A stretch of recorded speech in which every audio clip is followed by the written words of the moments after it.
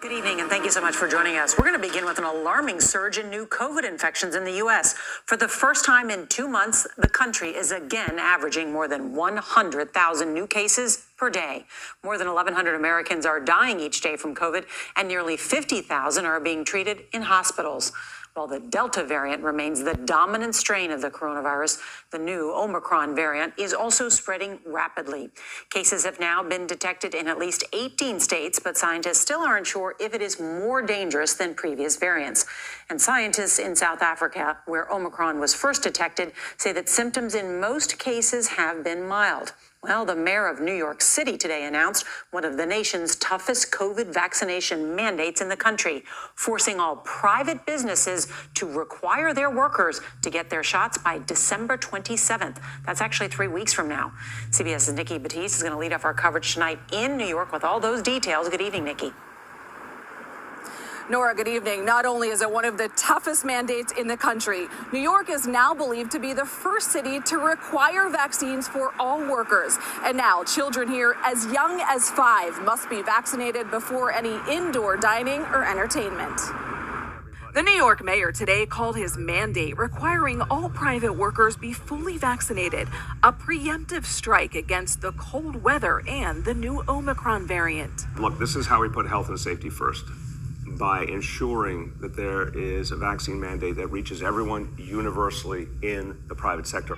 The mandate will affect 184,000 businesses, but will not apply to people working from home, and there will be no testing alternative. Early data shows that the new Omicron variant produces mild symptoms at worst. In fact, it is believed to be the Delta variant, driving a new wave of cases across the U.S., averaging more than 100,000 a day, with an increase in hospitalizations as well. With much about Omicron still unknown, Dr. Anthony Fauci urged Americans not to get complacent. We really got to be careful before we make any determinations that it is less severe or really doesn't cause any severe illness comparable to Delta. The new variant has now been detected in at least 18 states, including Louisiana, where 17 new COVID cases were discovered on a Norwegian cruise line ship that had just returned to port on Sunday. The cruise line said all crew and guests had been required to be fully vaccinated.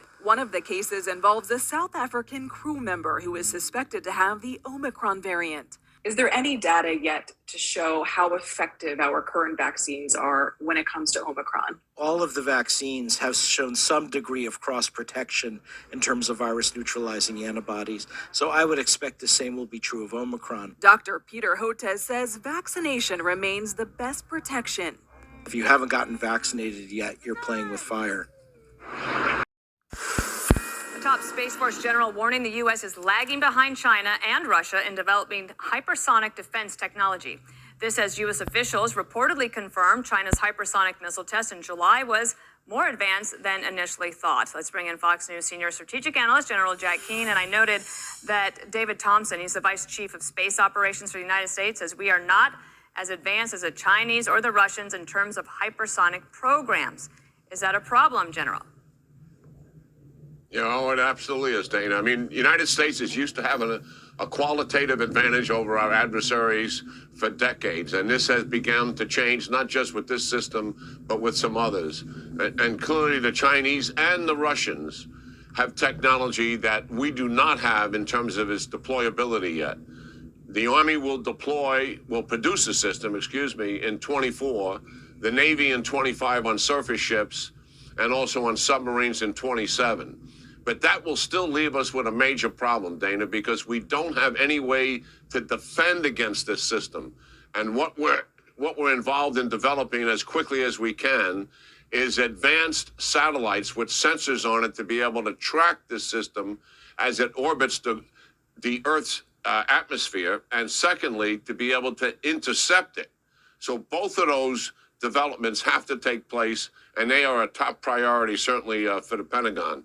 And listen, we have said before that China has a quantitative advantage over us in the Indo-Pacific region. They've got more airplanes, they've got more ships, and they have more missiles than we have deployed in that area. And that is another thing that we have to overcome and begin to forward deploy our capability there to establish deterrence. After all, what we have learned from 40 years of dealing with the Soviet Union, we have to have a strategic deterrence that the enemy accepts as real and that we would use it, and therefore they do not want to enter into conflict with the United States. And we've got to fix this with a sense of urgency, Dana.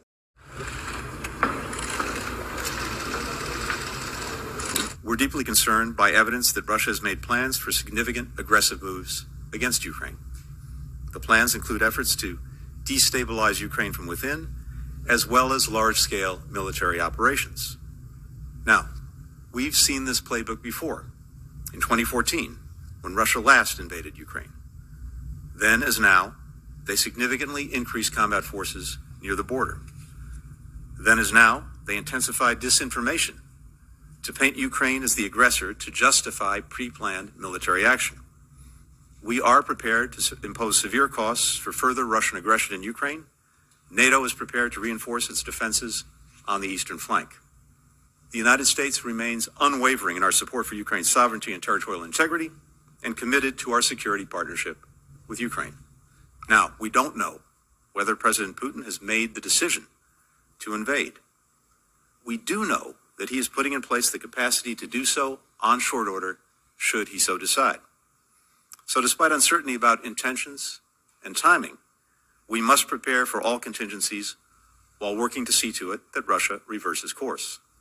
We've made it clear to the Kremlin that we will respond resolutely, including with a range of high-impact economic measures that we've refrained from using in the past.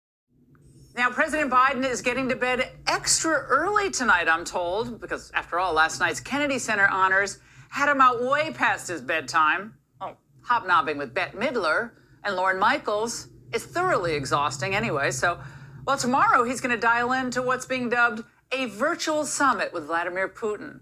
At the top of the discussion list is Ukraine, where Russian troops have amassed at the border. These latest satellite images from Russia suggest Moscow is now engaged in an unprecedented build-up near the Ukrainian frontier, enough to mount an overwhelming invasion. U.S. intelligence says Russia is preparing to invade Ukraine with nearly 175,000 troops. Tens of thousands of Russian troops have deployed on its border with Ukraine, revealed in these satellite images.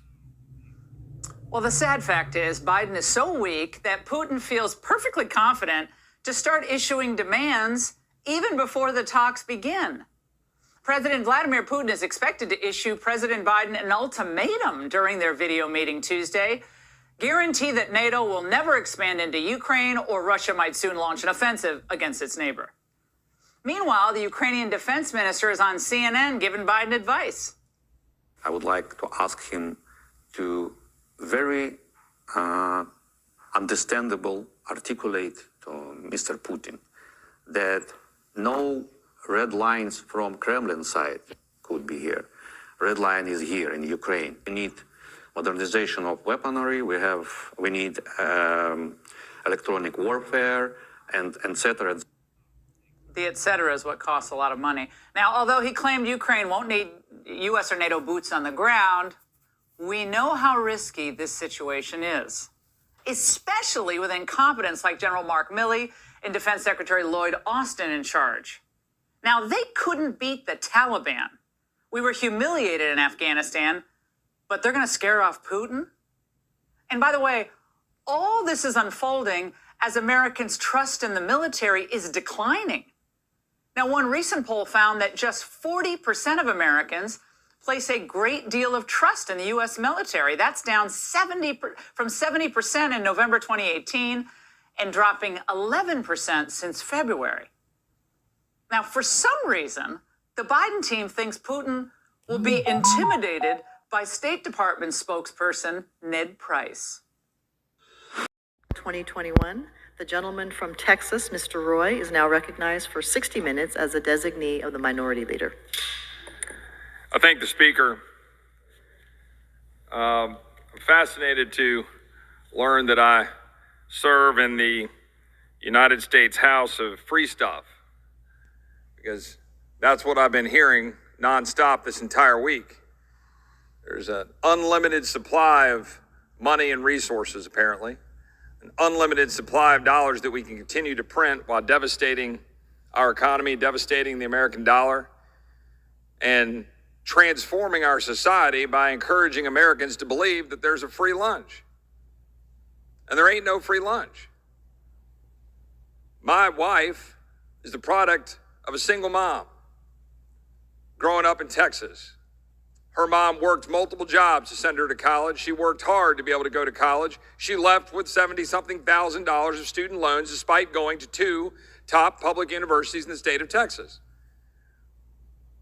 And she's not asking for her loans to get repaid because she went there with a free will.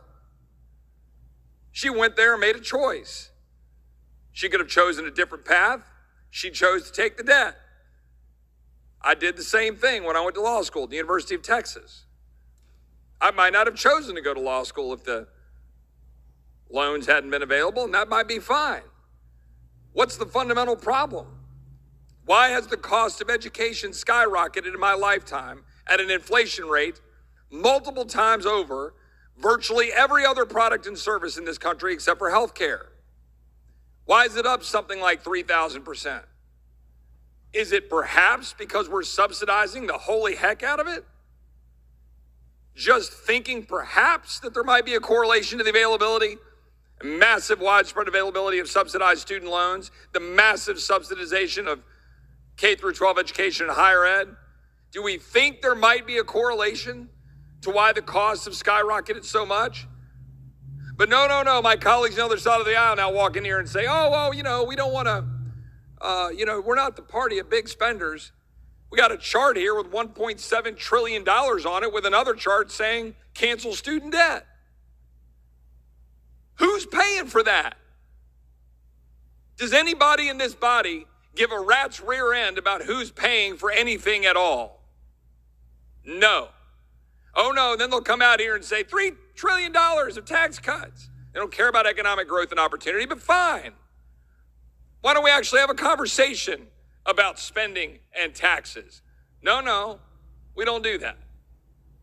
We just spend money we don't have. That's what we did today in the continuing resolution to keep this government running.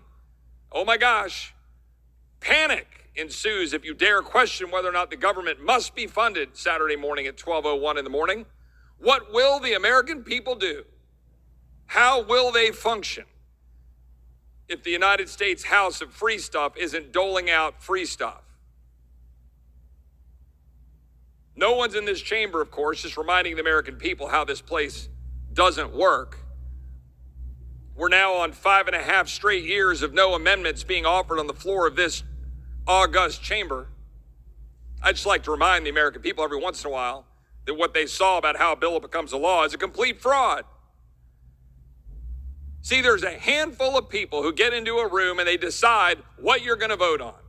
And the speaker knows it's true, and my colleagues on the other side of the aisle know it's true, and my colleagues on this side of the aisle know it's true because they did it when they were in the majority just as much as my colleagues on the other side of the aisle did it when they were in the majority.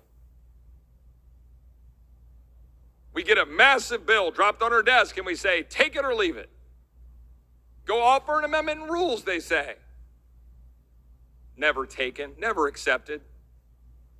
Always pre-chosen, always pre-gamed out. This is deliberation and debate. This is the constitutional order. What value is there for an election certificate if you can't use it? You come to the floor and you want to offer an amendment in good faith to try to make a piece of legislation better, and you can't do it. We got 2, 4, 6, 8, 10, 12 people max who decide everything that goes on in this chamber in all of their infinite wisdom.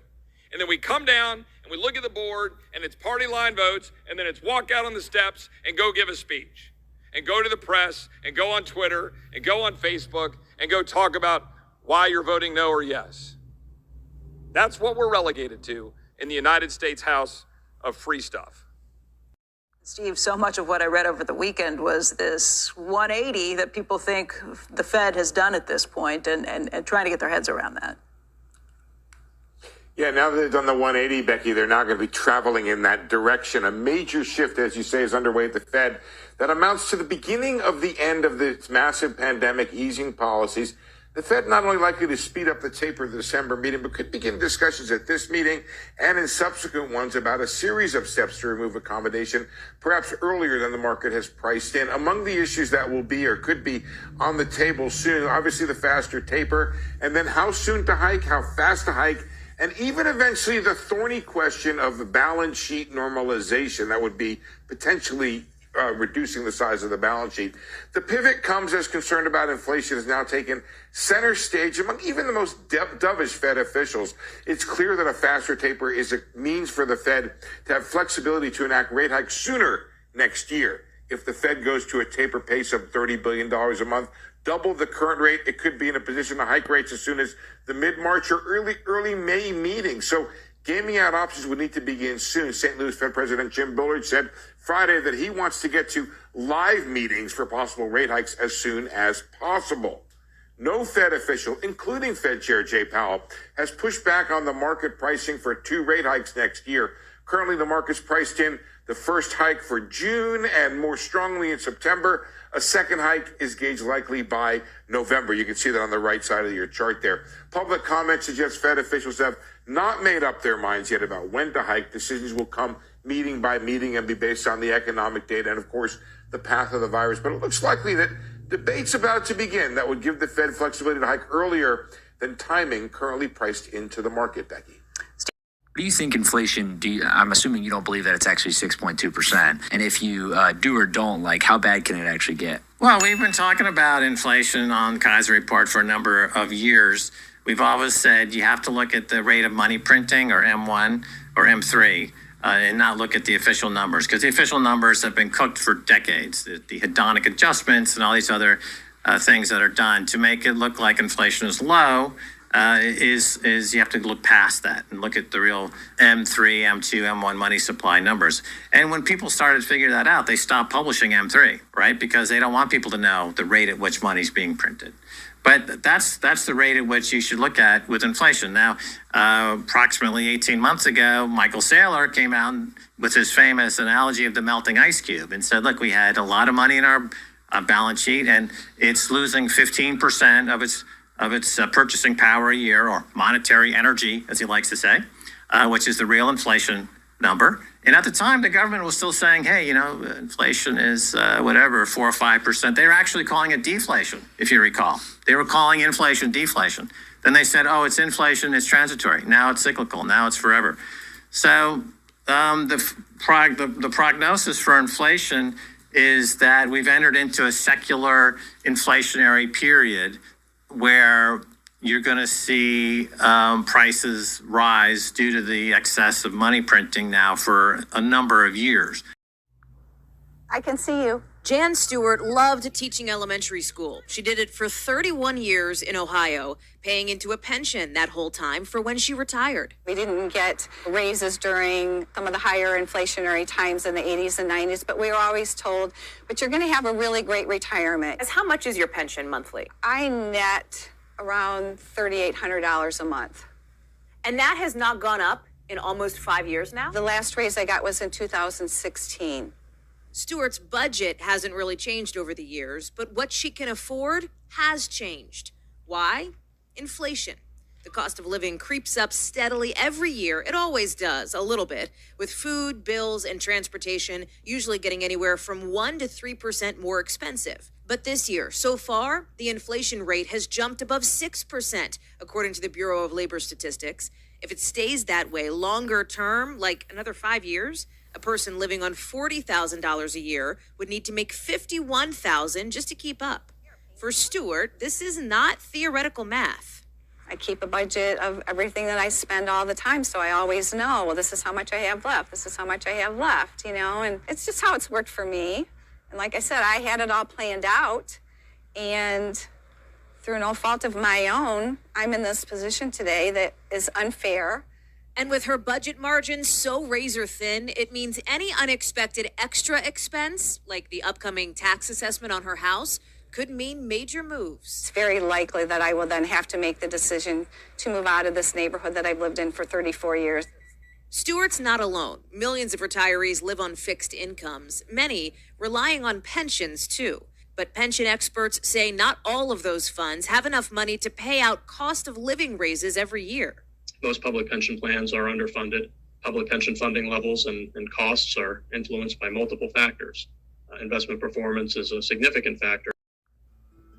Americans have been struggling to pay for housing costs. In July 2020, an estimated 32% of Americans missed a rent or mortgage payment. That was up from 24% in April, 31% in May, and 30% in June. This trend is worrying experts that a wave of evictions may be coming once local, state, and federal moratoria on forced removals expire. The eviction process itself is a barrier to maintaining personal and public health. Struggling to pay for housing in America is nothing new. In 2018, the Census Bureau estimated that 40.6% of renters were rent burdened, meaning they spent 35% or more of their monthly income on rent and utilities. A study by Harvard University's Joint Center for Housing Studies found that about a quarter of households spent more than half their income on housing. They're frequently having to choose between paying for food or paying for housing, and the rent always eats first. The Urban Institute found that about a quarter of Black and Latinx renters surveyed didn't pay or deferred their rent in May 2020, compared to 14% of white renters. Rents are like out of control.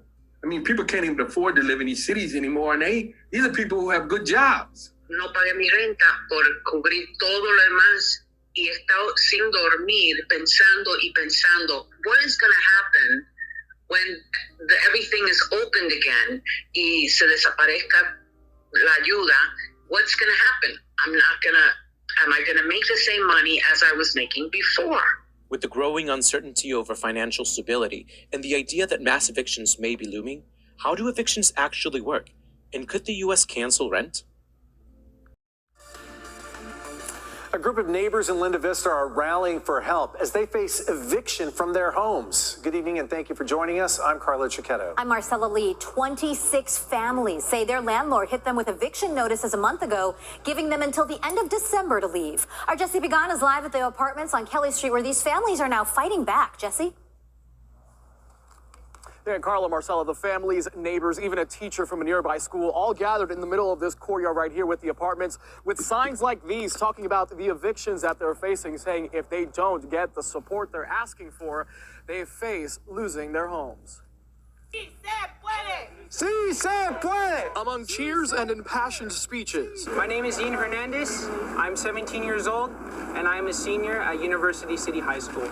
Neighbors from these Linda Vista apartments plead their case to their neighborhood. My only worry this season should have been college applications, not housing applications. 26 families in these Kelly Street apartments say their landlord hit them with eviction notices a month ago, forcing them out by the end of the year.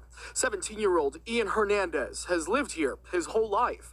His family is one of them. It was one of those things that, we didn't want to happen. When we knew our apartments were being sold, we thought, oh, hopefully they just, do some repairs or they just up the rent. The neighbors say the landlord is citing a, quote, substantial remodel and, quote, withdrawal of all rental units from the market as the reasons. Gas prices could make it more expensive to actually put food on the table. Farmers say the cost of fuel for agricultural aircraft that is used for planting crops has actually tripled since last year. Supply chain issues also making nitrogen fertilizers more expensive. Now, the rising costs could lead to more shortages at the supermarket as farmers go after less expensive crops.